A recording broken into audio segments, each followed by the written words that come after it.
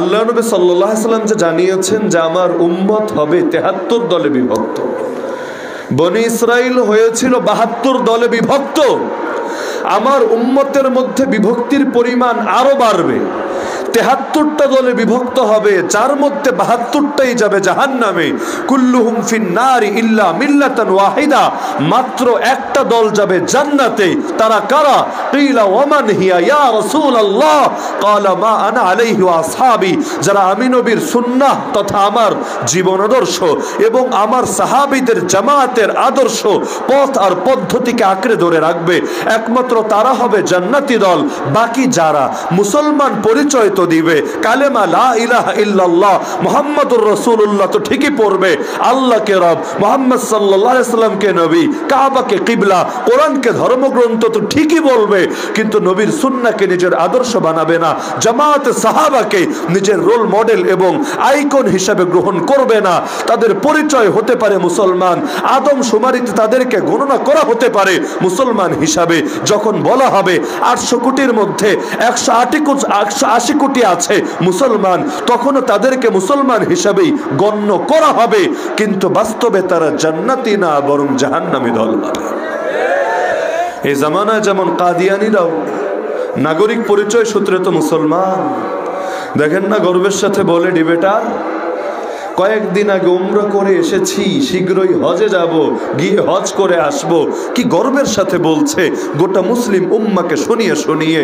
যারা কাফের, যাদেরকে মুসলমান বলার দূরতম কোনো সুযোগ নাই, তারা কিনা জাজিরাতুল আরবে প্রবেশ করেছে, তারা কিনা হারামাইন শরীফাইনের ইজ্জতকে নষ্ট করেছে, তারা কিনা আল্লাহর ঘরের সাথে বেয়াদবি করেছে, নবীকে না মেনেও নবীর রওজার সামনে দাঁড়িয়ে বুকটাকে টান টান করে নিজেদের গোস্তাখি আর উদ্ধত্তের চূড়ান্ত সীমা দেখিয়েছে।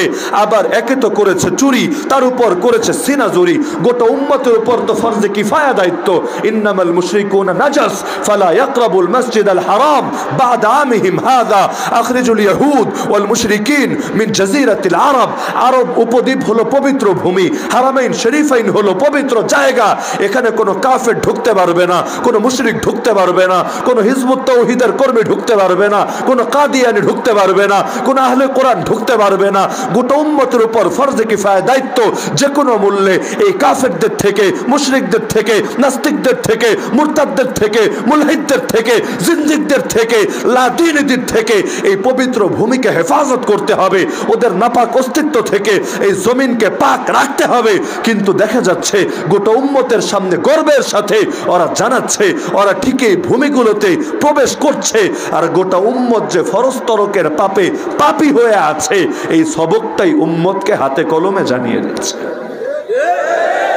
তো ঐক্যের মানে যদি এটা হয়, ৭৩ দল নিজেদের সকল ভেদাভেদ ভুলে গিয়ে ঐক্যবদ্ধ হয়ে যাওয়া, সকলে মিলে একটা প্ল্যাটফর্ম কায়েম করা, যেই প্ল্যাটফর্মে কাদিয়ানিও থাকবে, হিজবুত তাওহীদও থাকবে, আহলে কোরআনও থাকবে, শিয়াও থাকবে, সুন্নিও থাকবে, খারেজিও থাকবে, মুরজিয়াও থাকবে, মুনাফিকও থাকবে, মুমিনও থাকবে। যারা নিজেদেরকে মুসলমান বলে পরিচয় দেয় সকলেই থাকবে। তাহলে দুনিয়ার মধ্যে চালাইয়া ইসলামের বিজয় হয়ে যাবে। এটা জিন্দেগি তো সম্ভব না, অতীতে সম্ভব ছিল না, আজ সম্ভব আছে। আল্লাহর নবীর জামানায় তো সকল মুসলমান ঐক্যবদ্ধ হতে পারে নাই। কিভাবে? মুনাফিকরা যদি ঐক্যবদ্ধই থাকতে পারতো, উহুদের ময়দানে নবীকে ফেলে কেন ভেঙে আসে? বের হয়েছিল ১০০০ জন, রাস্তা থেকে ৩০০ জন নাই, হাওয়া হয়ে গেল। কেন? কারণ যখন বের হয়েছিল তখন বুঝতে পারে নাই পরিস্থিতি কতটা ডেঞ্জারাস ছিল। যখন যুদ্ধের পরিস্থিতি সম্পর্কে জানতে পারলো, তখন সুর পাল্টে দিল, আরে মুসলমান হতে চাইলে এত কষ্ট করা লাগে না, ইসলাম এত কঠিন না, নামাজ পড়ি, রোজা রাখি, হজ করি, যাকাত দেই, আমরা মদিনার মসজিদের খেদমত করি, আমরা মানব সেবার কাজ করি, সামাজিক কত ধরনের খেদমতে নিজেদেরকে জড়িয়ে রাখি, আর লাগে কি?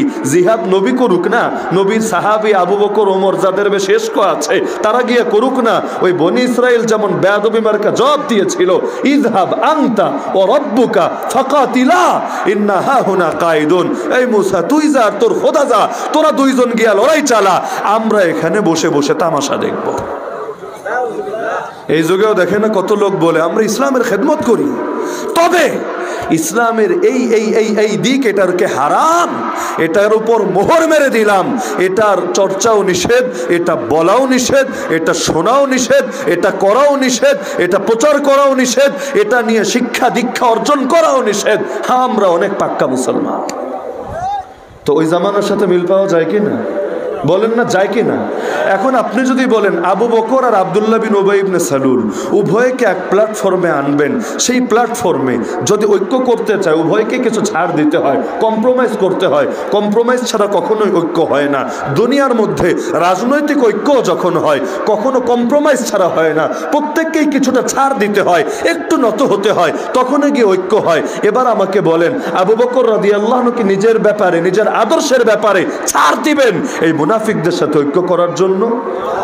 আল্লাহর দ্বীন 313 জনের দ্বারাই বিজয়ী হলো, মুনাফিকগুলো লাগে নাই, সেই মুনাফিকগুলো ছাড়াই ময়দানে কায়েম হয়ে গেল। হুনাইনের ময়দানে নবী যুদ্ধে গেলেন 10,000 লোককে নিয়ে, যাদের মধ্যে কাফেরও ছিল, যাদের মধ্যে মুনাফিকও ছিল, যাদের মধ্যে অসংখ্য সাহাবীও ছিল। কিন্তু আল্লাহ কোরআনে বলেন, ইদ আজাবাতকুম কাসরাতুকুম, সংখ্যা তো অনেক ছিল, সংখ্যা দেখে অনেকে মুক্ত হয়ে গিয়েছিল।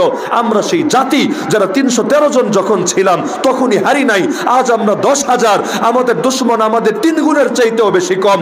আজ আমাদেরকে কে হারাবে? দুনিয়ার কোন শক্তি আছে যা আমাদের সঙ্গে টক্কর দিতে পারবে? বিজয় আজ আমাদের পদচুম্বন করবেই করবে। নজর আল্লাহর থেকে সরে গেল, নজর নিজেদের প্ল্যাটফর্মের দিকে চলে গেল। ইদ আজাবাতকুম কাসরাতুকুম ফালাম তুগনি আনকুম শাইআ ওয়া দাকাত আলাইকুমুল আরদু বিমা রাহুবাত। 10,000 এর সংখ্যা কোনোই কাজে আসে নাই। এত অস্ত্র শস্ত্র, এত রণপ্রস্তুতি, এত যুদ্ধের সাজ সরঞ্জাম কোনো উপকারে আসে নাই।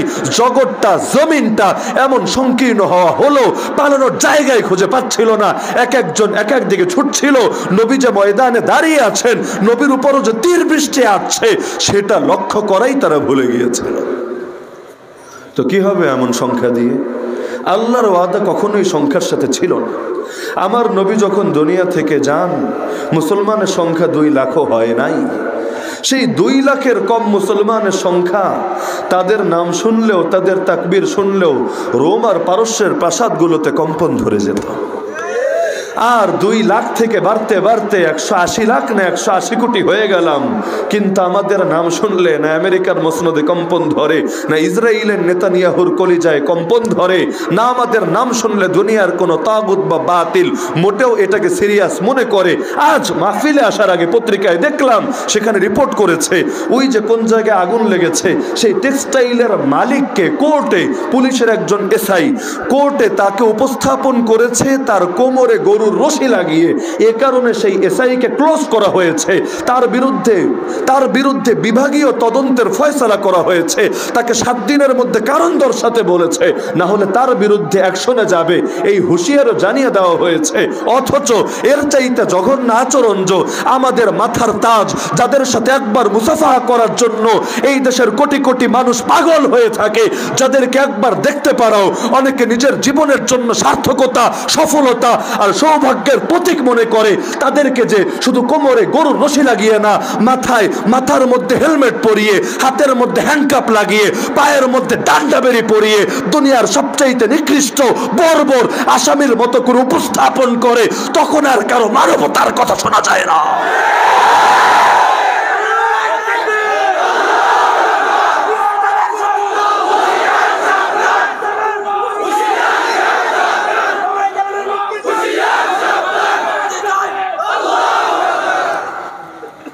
সংখ্যা তো হয়েছে 180 কোটি, কিন্তু নিজেদের প্রথম কিবলাটা না পেরেছি ধরে রাখতে, না পেরেছি আল্লাহর জমিন, আল্লাহর নবীর ইজ্জতটা হেফাজতে রাখতে। আজ আল্লাহর নবীকে নিয়মিত গালিগালাজ করা হয়। সেই ফ্রান্স একবার করেছে আর ভারতে একবার করেছে, ঝামেলা খতম। এবং না, এই দেশেও নিয়মিত গালিগালাজ করা হয়। এগুলোর জন্য আলাদা ব্লগ আছে। এখন তো ব্লগের চাইতে আপডেট মাধ্যম চলে এসেছে।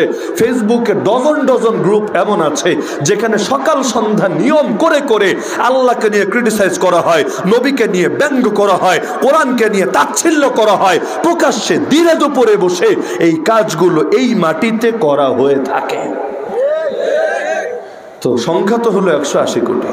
না আল্লাহর ইজ্জত হেফাজতে রাখতে পারলাম, না নবীর ইজ্জতকে হেফাজতে রাখতে পারলাম, না এই যুগের অন্যতম দাজ্জাল এই কাদিয়ানির ইস্যুর সমাধান করতে পারলাম।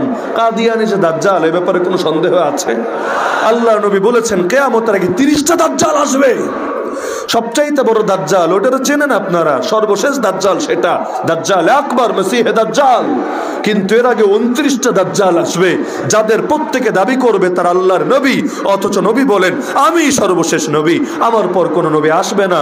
নবীর যুগেই 2টা দাজ্জাল বের হয়েছিল, একটার নাম মুসাইলিমা কাযযাব আর একটার নাম আসওয়াদ আনসি। তাদের সঙ্গে উম্মত কি আচরণ করেছিল? একজনকে নবীর জামানায় তার প্রাপ্য বুঝিয়ে দেওয়া হয়েছিল, আরেকজনকে সিদ্দিক আকবর আবু বকর রাদিয়াল্লাহু আনহুর জামানায় তার প্রাপ্য বুঝিয়ে দেওয়া হয়েছিল। আগামীতেও যে দাজ্জাল আসবে মসিহে দাজ্জাল, তাকেও তার প্রাপ্য বুঝিয়ে দেওয়ার জন্য আল্লাহর নবী ঈসা আলাইহিস সালাম 2 ফেরেশতার কাঁধে ভর করে দামেস্কের জামে মসজিদ অবতরণ করবেন। এরপর সেই দাজ্জালের রফাদফা করবেন। কিন্তু মাঝখানে এই যে দাজ্জালগুলো রয়ে গেল, উম্মতের সামনে বুক ফুলিয়ে গর্ব করতে লাগলো, নিজেরা নিজেদেরকে মুসলমান বলে পরিচয় দিতে লাগলো, আর উল্টো আমাদের ঈমান নিয়ে প্রশ্ন তুলতে শুরু করলো। স্পষ্ট বলে, টেলিভিশনে এসে বলে, আরে আমরাই খাতমে নবুয়ত মানি, এই মোল্লারা খাতমে নবুয়ত মানে না। কারণ মোল্লারা বলে নবীর পরে নবী আসবে, ঈসা আলাইহিস সালাম আসবেন, তো এরা বলে নবীর পরে নবী আসবে, এরা না খাতমে নবুয়ত মানে না, আমরা তো খাতমে নবুয়ত মানি। এ কারণে আমরা তো কালেমা পড়ি লা ইলাহা ইল্লাল্লাহ মুহাম্মাদুর রাসূলুল্লাহ। আর গোলাম আহমদ কাদিয়ানীকে আমরা তো বলি উম্মতি নবী, এটা তো অস্বীকার করি না, সে উম্মত, একদিকে সে উম্মত আর একদিকে সে নবীও। তবে তার মিশন আগের নবীর আদর্শই বাস্তবায়ন করা। যদিও মুখে বলে মিশন হলো আগের নবীর আদর্শ বাস্তবায়ন করা, কিন্তু ইতিহাস বলে তার মিশন হলো আগের নবীর আদর্শকে বরবাদ করা। আল্লাহর নবী দিয়ে গিয়েছিলেন জিহাদ। কাদিয়ানীর জীবনের সবচাইতে বড় লক্ষ্য ছিল, সবচাইতে বড় কাজ ছিল জিহাদের বিরুদ্ধে ফতোয়া দেওয়া। তার নিজের ভাষ্য, আমি 1 আলমারি কিতাব লিখেছি জিহাদকে হারাম প্রমাণ করার জন্য, 1 আলমারি কিতাব লিখেছি ব্রিটিশকে বৈধ প্রমাণ করার জন্য। সারা জীবন গেল যার ব্রিটিশের গুণ গাইতে গাইতে, এমনকি আজও পর্যন্ত যার হেড অফিস অবস্থান করছে সেই ব্রিটেনে, সেই লন্ডনে, এমনকি ইসরায়েলের মতো উগ্রবাদী সাম্প্রদায়িক জঙ্গিবাদী রাষ্ট্র, যারা তার দেশে অন্য কোনো ধর্মের প্রচারকে অ্যালাউ করে না, সেই ইসরায়েলও যেই ধর্মের অফিস খুলে রেখেছে তার দেশে, সেই ধর্মের নামই কাদিয়ানি ধর্ম। বাসায় গিয়ে গুগলে সার্চ করেন, উইকিপিডিয়ার রেজাল্টে দেখেন যে কাদিয়ানি ইন ইসরায়েল কোন রেজাল্ট আসে কিনা নিজেই দেখেন। তারপর আমার বক্তব্য যথার্থ নাকি মন গড়া বানোয়াট নিজেই হিসাব করেন। যে ইসরায়েল ভিন্ন মতকে সইতে পারে না, ইসলামের নামটাও শুনতে পারে না, আমাদের প্রথম কেবলায় আগুন লাগিয়ে পুড়িয়ে দিতে চায়, ঠিক এই জায়গায় একটা মন্দির বানাতে চায়, যে মন্দিরের নাম হাইকেলে সুলাইমানি বা সুলাইমানি টেম্পল। ওদের আকীদা হলো এই মসজিদ যদি না ভাঙে, এখানে সুলাইমানি মন্দির টেম্পল যদি না বানায়, দাজ্জাল এসে রাজত্ব করতে পারবে না। কারণ ওদের আকীদা দাজ্জাল বের হয়ে ঠিক এখানে এসেই ঘাঁটি গাড়বে, এই জায়গায় তার সিংহাসন পাতবে, এখান থেকে সারা দুনিয়ার মধ্যে দাজ্জালের রাজত্ব, ইহুদের রাজত্ব, অখণ্ড ইসরায়েল, তাদের ভাষা দ্য গ্রেট ইসরায়েল কায়েম করবে, যেটার ইঙ্গিত তারা নিজেদের পতাকার মধ্যেও দিয়ে রেখেছে। পতাকার উপরে আর নিচে 2টা লম্বা নীল দাগ দিয়ে রেখেছে, মাঝখানে 7 কোণা বিশিষ্ট একটা তারকার ছবি এঁকে দিয়েছে। ওদের নিজেদের ব্যাখ্যা, উপরের আর নিচেরটা হলো ওদের বর্ডার, ওদের এরিয়া। ওদের আকীদা হলো আল্লাহর নবী ইয়াকুব যেই এলাকায় ছিলেন, সেই কেনান থেকে শুরু করে সর্বশেষ যেই এলাকা অর্থাৎ খাইবার থেকে ওমর রাদিয়াল্লাহু আনহু তাদেরকে উচ্ছেদ করেছিলেন, এই কেনান থেকে নিয়ে খাইবার পর্যন্ত, দরিয়ায় নীল থেকে নিয়ে দরিয়ায় ফুরাত পর্যন্ত, এই পুরোটা হলো বনি ইসরাইলের এস্টেট, ওদের রাজ্য, যেগুলো ওদেরই ছিল। কিন্তু পরবর্তীতে অন্যান্য জাতিরা ওদের থেকে কেড়ে নিয়ে গিয়েছিল। এই অঞ্চলের মধ্যে এরাই 7 মাথা বিশিষ্ট যে তারকা, যেটাকে ওরা বলে ডেভিড স্টার, দাউদি সেতারা, এই ডেভিড স্টার কায়েম করবে। ডেভিড স্টার আবার কি জিনিস ওদের নিজেদের ব্যাখ্যা। নবী দাউদ এবং সুলাইমানের সারা দুনিয়া ব্যাপী যে রাজত্ব ছিল, যে রাজত্ব মানতে জিন পর্যন্ত বাধ্য ছিল, শয়তান বাধ্য ছিল, পক্ষীকুলের ভাষা যিনি বুঝতেন, এমনকি 22,000 কমান্ডো মেনে চলতো, এরকম এক অখণ্ড রাজত্ব কায়েম করবে তারা মসিহ দাজ্জালের নেতৃত্বে। নাউজুবিল্লাহ বলবেন না? তো এখন সেই মসজিদকে ভাঙার জন্য যারা বসে আছে, অন্য ধর্মের প্রতি কি পরিমাণ বিদ্বেষ রাখে, সেখানে মুসলমানদের একটা জামায়াতের অফিসই তারা খুলে রেখেছে। কিভাবে সম্ভব? ওরা তো গর্ব করে বলে হুজুররা ধর্ম ব্যবসায়ী, এরা খালি মানুষের থেকে টাকা নেয়, টাকা খায়।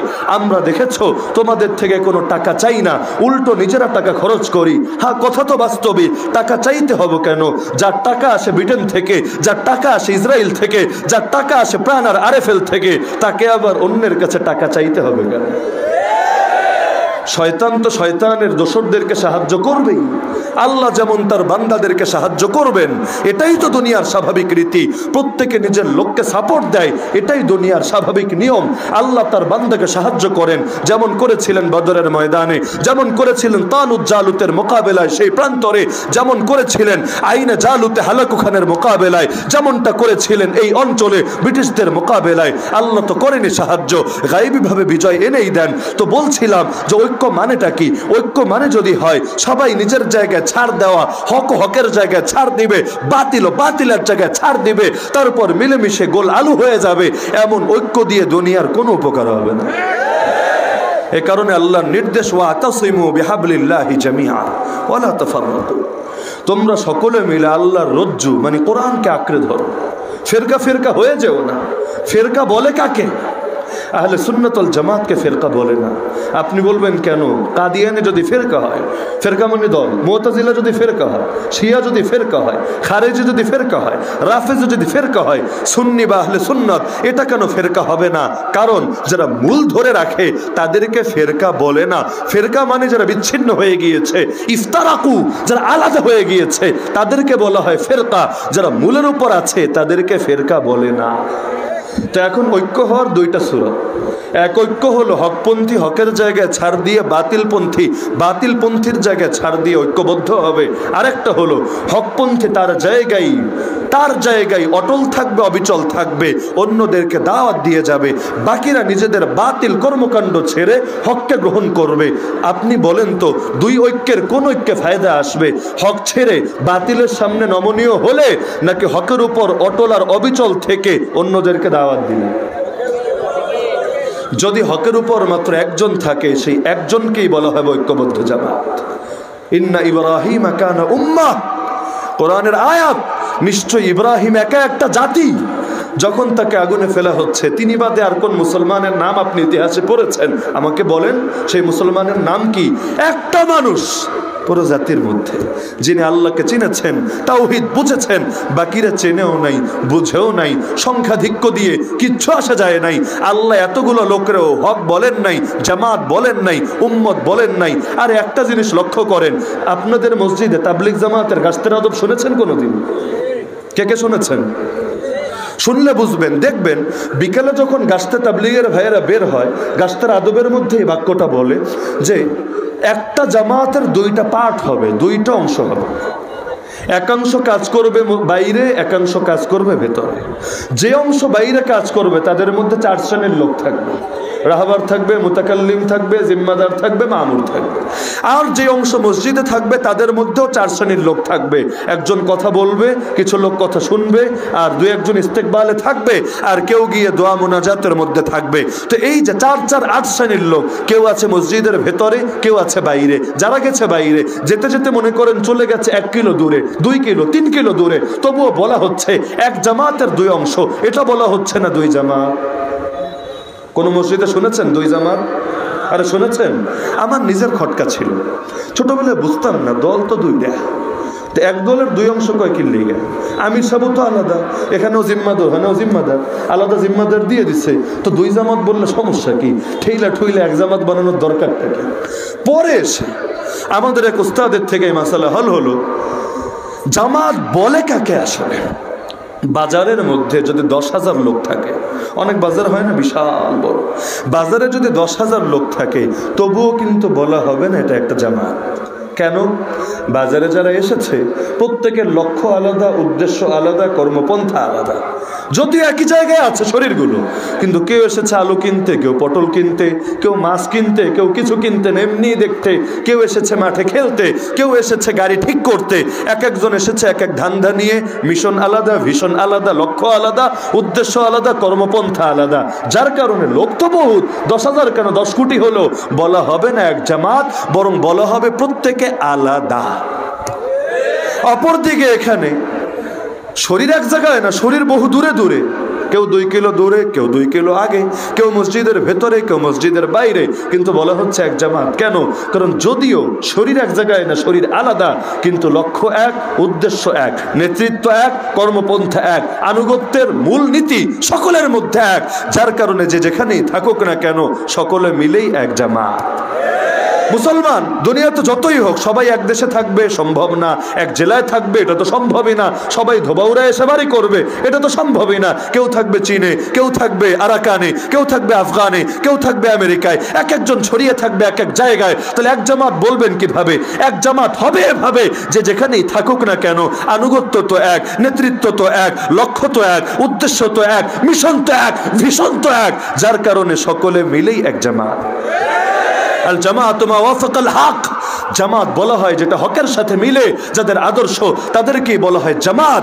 এমন লোক যদি দুনিয়ায় একজন থাকে, একজনে জামাত, 10 জন থাকলে 10 জনই জামাত, 313 জন থাকলে 313 জনই জামাত। আর যদি এমন লোক গোটা দুনিয়া ভরে যায় তাহলে তারাই হলো জামাত। তাহলে আমাদের ঐক্য হবে, নিঃসন্দেহে দরকার ঐক্য, কিন্তু হকের উপরে না হক ছেড়ে? বলেন না, হকের উপরে না হক ছেড়ে? ঐক্যের ভিত্তি কি হবে? এই যুগে এখানে সেই ভেজাল। কেউ বলবে ঐক্যের নামে মুখটারে বন্ধ রাখো না, মুখটা বন্ধ রাখলে আমাদের এত ভেজালে পড়া লাগে না, তোমরা মুখ খুলো বলে আমাদের জেলে যাওয়া লাগে, তোমরা এই কথাগুলো বলে দেখে আমাদের হয়রানি হওয়া লাগে। আর কথা বলবা, এগুলো আড়াল করে বললে কি হয়? আজকাল অনেক সময় ফিল্টারিং হয় না, এটা আসমানের উপরের কথা বলবা, জমিনের নিচের কথা বলবা, ঠিক আছে উপরেরটা বললাম, নিচেরটা বললাম, বলা তো দরকার, অস্বীকার তো করছি না। মাঝখানেরটা কে বলবে? শয়তান।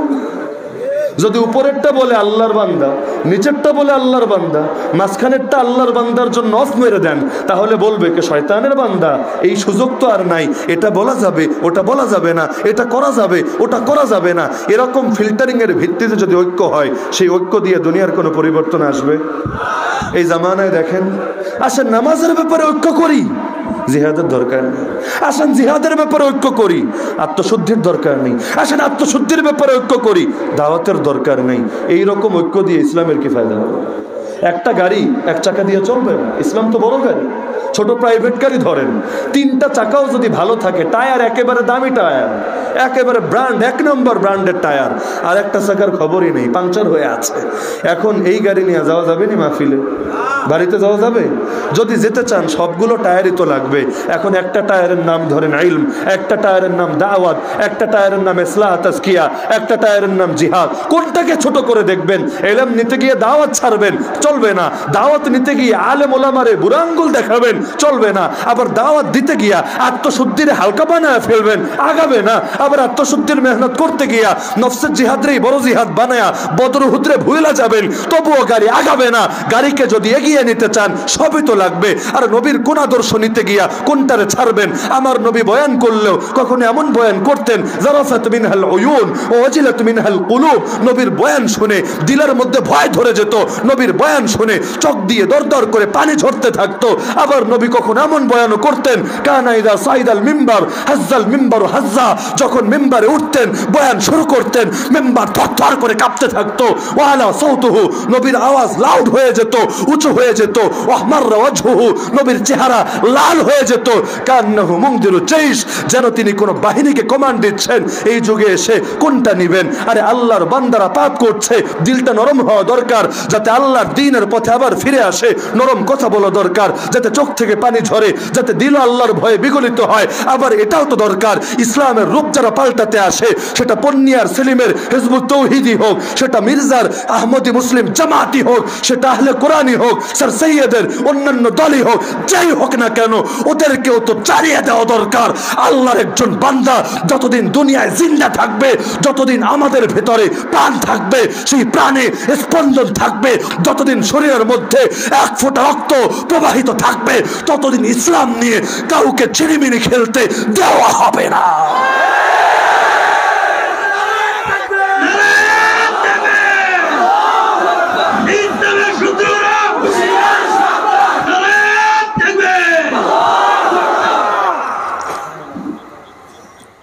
ঐক্যের মানেই হলো প্রত্যেকে নিজের জায়গা থেকে হক ধরে ফেলা। ঐক্যের জন্য বহুত কিছু করা লাগে না, একটা কামই যথেষ্ট। প্রত্যেকে নিজের জায়গা থেকে হকটারে ধরে ফেলবে। হক এক না? আরে হক এক কি না? মৌলিক হক তো এক। ইসলামের যত ইখতিলাফ সব একেবারেই শাখাগত বিষয় নিয়ে, মূল বিষয় নিয়ে ইখতিলাফ করলে তো ইমানই থাকবে না। এক ইমাম আয়েশা বলবে আল্লাহ এক, আর এক ইমাম আয়েশা কি বলবে আল্লাহ নাই, আল্লাহ দুই। সুযোগ আছে নাকি? আরে আছে নাকি সুযোগ? ইসলামের মূল বিষয়ে কখনো ইখতিলাফ ছিল না, অতীত নবীদের সাথেই তো ছিল না, যেখানে আল্লাহ তাআলা আমার নবীকে বলেছেন মুসাদ্দিকাল লিমা বাইনা ইয়াদাই, আগের নবীদের সত্যায়নকারী। আগের নবীদের সত্যায়নকারী মানে কি? নবী বলেন আল আম্বিয়া ইখওয়াতুন লিআল্লাহ উম্মাহাতুহুম শাত্তা ওয়া দীনুহুম ওয়াহিদ। নবীরা হলেন এমন যাদের মা ভিন্ন কিন্তু সকলের দিন এক। যেই দাওয়াত তাওহীদের দাওয়াত দিয়েছেন নবী আদম, একই তাওহীদের দাওয়াত দিয়েছেন নবী মুহাম্মদ সাল্লাল্লাহু ওয়া সাল্লামুহু আলাইহিম আজমাইন। তো ঐক্যের মূল দিন তো সর্বদা একই ছিল। আল্লাহ বলেন হে নবী, আমি তোমাকে সেই আদেশ দিয়েছি যেটা দিয়েছিলাম ইব্রাহিমকে, মূসাকে, ঈসাকে, নূহকে, একই আদেশ, আন আকিমুদ্দিন ওয়ালা তাতাফাররাকু ফি, দিন কায়েম করো, ফেরকা ফেরকা হয়ে যেও না। তো দিন কায়েম করা, ঐক্যবদ্ধ হওয়ার মূল ফর্মুলা মনে থাকবে তো ইনশাআল্লাহ? ঐক্যবদ্ধ হওয়ার মূল ফর্মুলা হলো প্রত্যেকে নিজের জায়গা থেকে হক ধরে ফেলবে, যার যেখানে গ্যাপ আছে সে সেই গ্যাপকে পূরণ করে ফেলবে। কারো গ্যাপ আকীদায়, সে আকীদার গ্যাপ পূরণ করবে। কারো গ্যাপ আমলে, সে আমলের গ্যাপ পূরণ করবে। কারো গ্যাপ রাজনীতিতে, অর্থনীতিতে, বিচার ব্যবস্থায়, শিক্ষা ব্যবস্থায়, সভ্যতায়, সংস্কৃতিতে, সে তার গ্যাপ পূরণ করবে। সকলে মিলে কোরআন ধরবে, সকলে মিলে দিন ধরবে, সকলে মিলে লা ইলাহা ইল্লাল্লাহ মুহাম্মাদুর রাসূলুল্লাহ এই কালেমার উপর উঠে আসবে। मैं युतिया रसूल फकत अता अल्लाह, नक्श कदमे नबी पे है जन्नत के रास्ते, अल्लाह से मिलाते हैं सुन्नत के रास्ते। সকলে মিলে রাসূলুল্লাহ সাল্লাল্লাহু আলাইহি ওয়াসাল্লামের পদাঙ্ক অনুসরণ করবে, বেশ উম্মার মধ্যে ঐক্য হয়ে যাবে। তো ঐক্যের মানেই হলো সকলে আহলে সুন্নাত ওয়াল জামাত হবে। ঐক্যের মানে সকলে কাদিয়ানি হবে, ঐক্যের মানে সকলে মডারেট হবে, ঐক্যের মানে সকলে জিহাদ ছেড়ে দিবে, ঐক্যের মানে সকলে খেলাফতের কথা গোপন করবে, ঐক্যের মানে কোরআনের জিহাদ নিয়ে 484 আয়াত যেগুলো নাজিল হয়েছে এগুলোর তাফসীর বন্ধ করে দিবে। এটাকে ঐক্য বলে না, বরং ঐক্যের মানে হলো সকলে মিলে হককে আঁকড়ে ধরবে, নবী এবং সাহাবীদেরকেই নিজেদের মডেল বানাবে। পারবেন না ইনশাআল্লাহ? পারা যাবে তো ইনশাআল্লাহ? কারণ আমরা যতই বুঝি, আমাদের চাইতে নবী কম বুঝতেন না বেশি বুঝতেন? সুতরাং যদি নেক্সট সূরাতেও আসে বেদাত, কেমনে আসে? নেক্সট সূরাত ধইরেই তো আরে এই কাম তো ভালা, তো যেহেতু ভালা সুতরাং করলে সমস্যা কোথায়? আবেগই তো প্রকাশ পাচ্ছে, আর অন্য জায়গায় ঝামেলা কোথায়? হ্যাঁ, আবেগ প্রকাশ পাচ্ছে ঠিক আছে, কিন্তু আমার আবেগ খুলাফায়ে রাশেদিনের চাইতে বেশি হওয়া উচিত না, আমার আবেগ আহলে বাইতের চাইতে বেশি হওয়া উচিত না। আবেগ প্রকাশ করতে গিয়ে এমন কিছু করা উচিত না যেটা বিবেকের সঙ্গে সাংঘর্ষিক হয়, যেটা নবী আর সাহাবীদের আদর্শের সাথে বিরোধপূর্ণ হয়। তো মনে থাকবে তো ইনশাআল্লাহ? তো রাত বেশি হওয়ার ক্ষতি হলো এটা।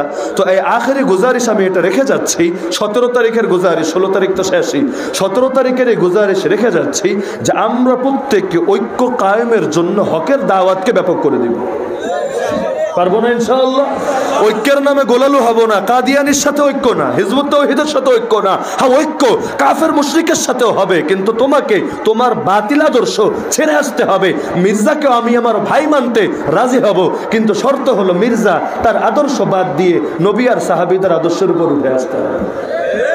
রাজি আছেন না ইনশাআল্লাহ? তো হকের দাওয়াতকে ব্যাপক থেকে ব্যাপক করবেন, গোটা দুনিয়াকে জানিয়ে দিবেন, শোনো দুনিয়া, আমরা ঐক্য চাই, ঐক্য প্রতিষ্ঠা করতে চাই, ঐক্যবদ্ধ জাতি হিসাবে বাঁচতে চাই। আসো কোরআনের ব্যানারে ঐক্য করো, আসো ইসলামের ব্যাপারে ঐক্যবদ্ধ হও, কিন্তু ইসলাম বাদ দিয়া জাহান্নামী 72 ফেরকার নামে কোনো ঐক্যের দরকার নাই।